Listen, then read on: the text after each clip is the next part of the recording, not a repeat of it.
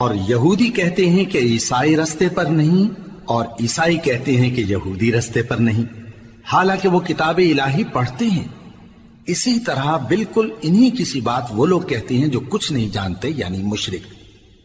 تو جس بات میں یہ لوگ اختلاف کر رہے ہیں، اللہ قیامت کے دن اس کا ان میں فیصلہ کر دے گا۔ اور اس سے بڑھ کر ظالم کون جو اللہ کی مسجدوں میں اللہ کے نام کا ذکر کیے جانے کو منع کرے اور ان کی ویرانی کے لیے کوشش کرے۔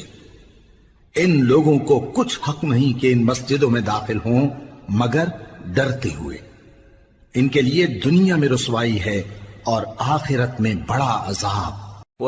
اور مشرق اور مغرب سب اللہ ہی کا ہے، تو جدھر بھی تم رخ کرو ادھر ہی اللہ کی ذات ہے۔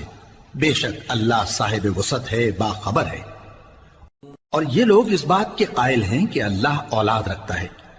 نہیں، وہ پاک ہے، بلکہ جو کچھ آسمانوں اور زمین میں ہے سب اسی کا ہے اور سب اس کے فرما بردار ہیں۔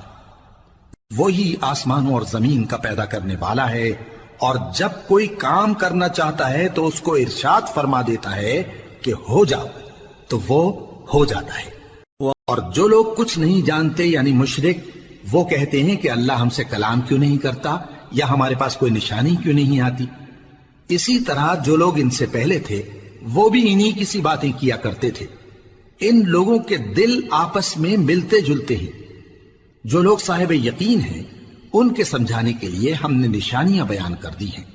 اے پیغمبر، ہم نے تم کو سچائی کے ساتھ خوشخبری سنانے والا اور ڈرانے والا بنا کر بھیجا ہے۔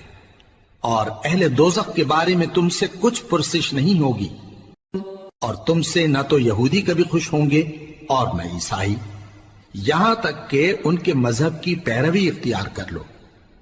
ان سے کہہ دو کہ اللہ کی ہدایت یعنی دین اسلام ہی ہدایت ہے، اور اے پیغمبر اگر تم اپنے پاس علم یعنی وحی الہی کے آ جانے پر بھی ان کی خواہشوں پر چلو گے تو تم کو اللہ کی پکڑ سے بچانے والا نہ کوئی دوست ہوگا نہ کوئی مددگار۔ جن لوگوں کو ہم نے کتاب عنایت کی ہے وہ اس کو ایسا پڑھتے ہیں جیسا اس کے پڑھنے کا حق ہے، یہی لوگ اس پر ایمان رکھتے ہیں، اور جو اس کو نہیں مانتے وہی خسارہ پانے والے ہیں۔